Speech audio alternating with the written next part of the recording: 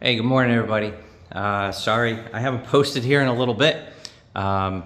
It's been a little bit of a trying time. I'm putting together, refurbishing a 1989 Mazda RX-7 Turbo 2, an S5 trim, and it was at Lowe's Performance for a little bit longer than I thought. Mike Lowe did a beautiful job in putting that together and getting everything sorted out, along with the Racing Beat exhaust and the injectors, and make the ECU and a whole bunch of little things here and there to get it as well sorted out as it possibly could. And now it's at Car Chemistry for paint. They actually just came by just a few minutes ago to pick up the hood that I got up in Kissimmee about a week ago.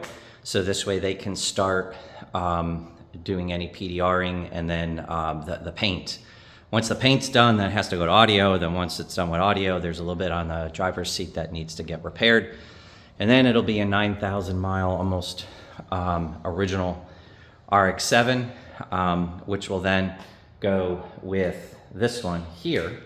A lot of you know about, and this is the 93 FD, which this one here is pretty much in showroom condition, outside of the audio and the suspension and the Peter Farrell internal intercooler.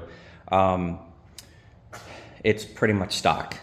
So that is how I'm going to get the 89 RX-7, but it has taken some time. I was waiting for that car to come back, so this way I could do a video on that. It just kind of took a little bit longer.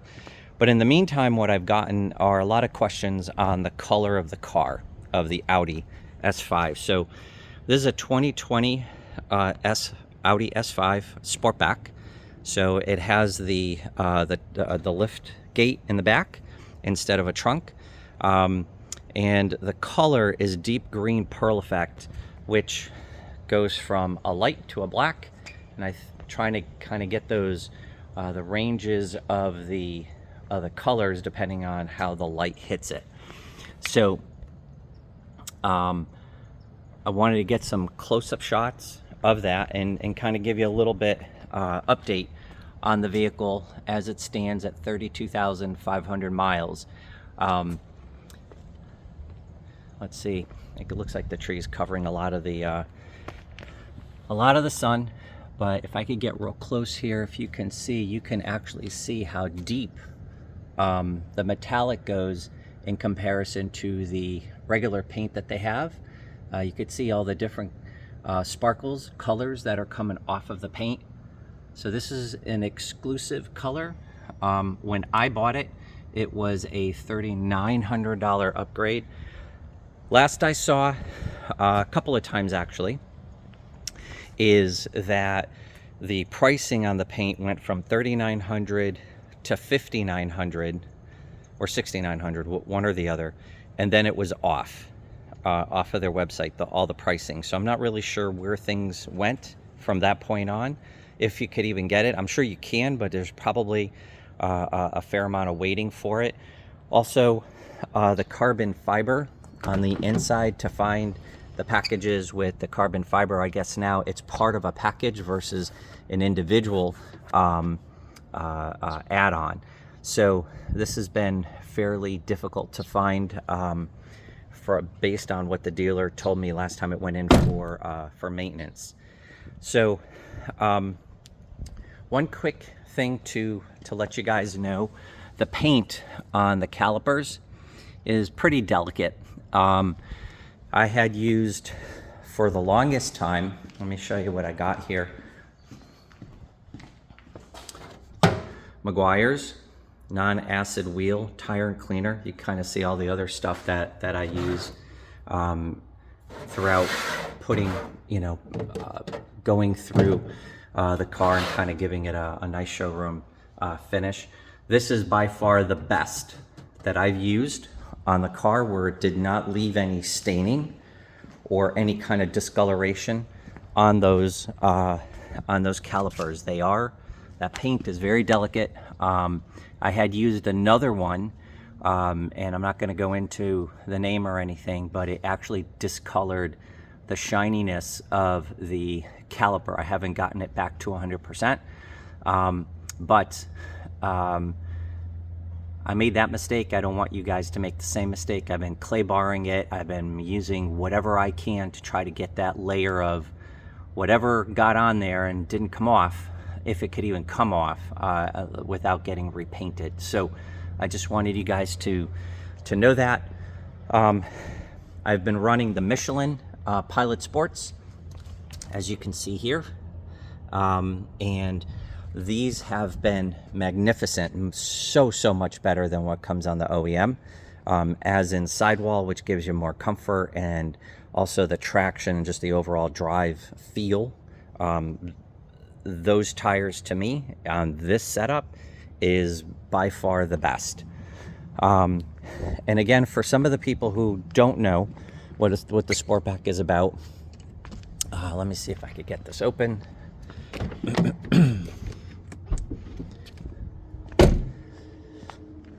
It's all about this, right?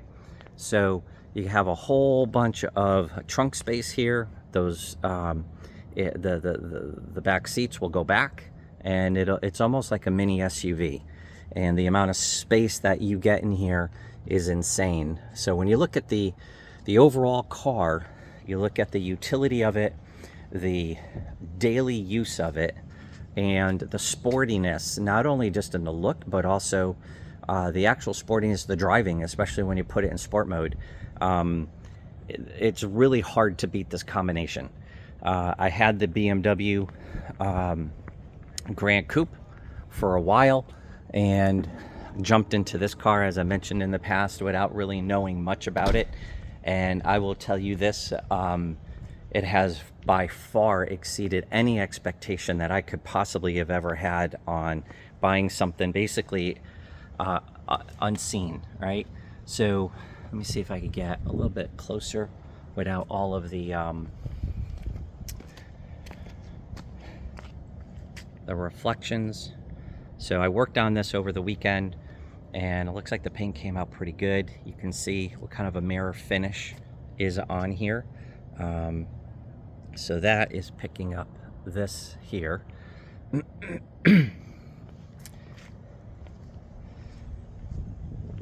And that wheel cleaner, I also use it on the exhaust, and so this way it takes off whatever residual exhaust debris on that, both road as well as whatever comes out of the tailpipes. So the carbon. So to this point, at 32,500 miles, I have yet to encounter anything that is of a major concern. The audio before I brought it in for this last service would just go through the roof, regardless of where I would tone it down to or turn down the volume. It would put it back itself up to like a 10, and I couldn't stop it unless I stopped the car and then reset it. So that was a software issue. They took care of that, and everything is fine now. I do have the maintenance on it through 40,000 miles, which will take it through its first major tune-up, and so that will be in probably closer to the end of the year at the rate that I'm driving the car, which is about 1,000 miles a month. The tires on this car last about, I would say, 15,000 miles. So about a year. I would say right after a year and a couple months, I would start looking to replace them. During the rainy season here, I tend to replace them anyway in order to get the most traction, because the rain could be very like torrential downpours, a lot of pooling of water. So I want the maximum traction while getting an ultra summer high performance tire. The interior has put up with 32,500 miles worth of usage, and it has, see, there's the mileage on there. The piano black here, has held up very well. I think I have one scratch somewhere, right here. I think it is right there. And with all of the coming and going and putting drinks and your phone and whatever in this area, this piano black has held up very nicely. I have put a layer of wax on here, actually a couple of layers. So I don't know if that has helped at all or not. However, there's been no scratching of the surface that I know of or can see. Also, the carbon fiber is some of the best that you're going to find in the industry. It's not only coated with like a thick coating on it, but you could tell it's very deep. Just a nice setup. Just the way it, just the way it looks is very rich. And so if you're looking to buy one of these cars, this should not even be a question. I believe now, like I said earlier, it's part of a package, so you may not even have a choice to get it or not. I would get the package with this versus just the metal, which dings very easily, and it doesn't have the presence within the car as much as this does. Also, if you get a black interior with this, which is black, you kind of lose the distinction between the seat covering and the finish or the carbon fiber, as you can see on the door. So, something to think about when you're trying to decide what color should you get for your interior. All the electronics, the lights, everything, radio outside of that one hiccup has been magnificent. The leather's held up. The Alcantara's held up. Everything in the car is just much better than what I ever thought it could possibly be. So not sure if you guys have any questions, especially on the paint. Now that the sun is coming up a little bit more, I'm going to try to get in here and get some close-ups of that paint and see if you guys can see this, and hopefully you can. This does have, I clay barred it, then washed it again, and then put a layer of polish on it, let that sit, and then I put a layer of wax on it. So there's a little bit here that is making this really pop, that I've done over the last few days.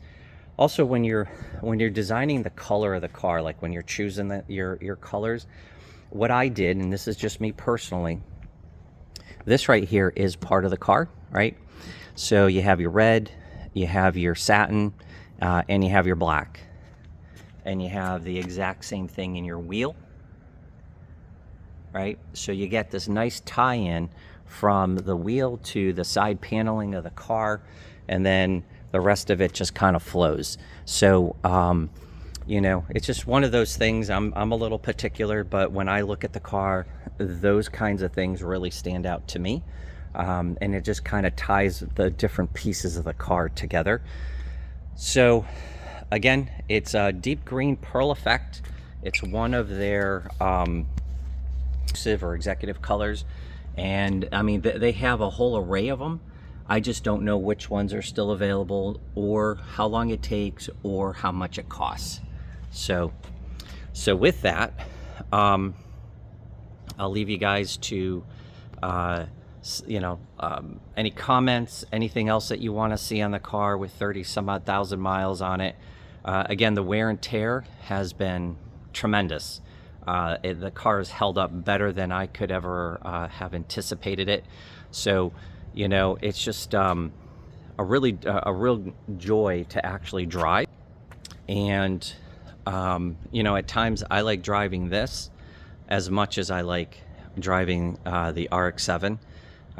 And again, once the S5 Turbo 2 is completed, then I'll do a complete video on that top to bottom on how all the things that have been done to it in order to bring it up to a showroom condition finish. And hopefully I'll have it back from the paint by the first week of December, and hopefully by the end of December the the audio will be done. And then at that point, I'll do a video. So probably in about a month in a couple of weeks, I'll have something good out there on that.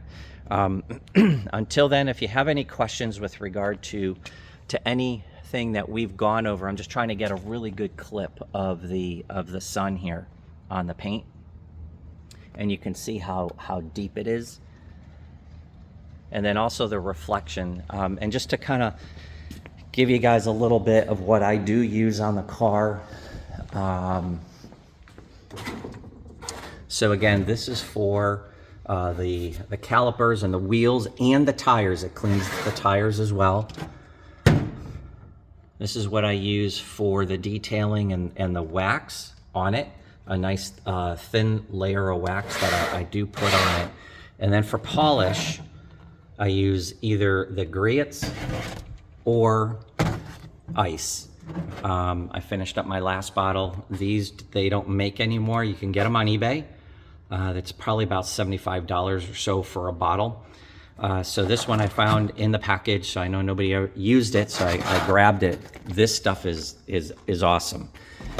As well as grits. So I use that, and then I'll use a little bit of this on top of that, and then I finish it off with this, with the spray detailer. And because of the finish that's on it, this may seem a little OCD-ish or what have you, but this isn't. Once all of this dries on the car, I go over it with this, and it gives it such a beautiful finish. And on the tires, it's either Meguiar's or, again, with ice, I use the tire shine on that. So at any rate, if you guys have any questions on anything, let me know. Let me come around this side where the sun is getting up here, and you can kind of see a little bit more of the paint. So if you guys have any other questions, definitely let me know. Wear and tear, maintenance of the paint, maintenance of the wheels, the interior pieces, what have you. Definitely reach out, and I'll answer you as quickly as I can. All right, take care, you guys, and happy Thanksgiving.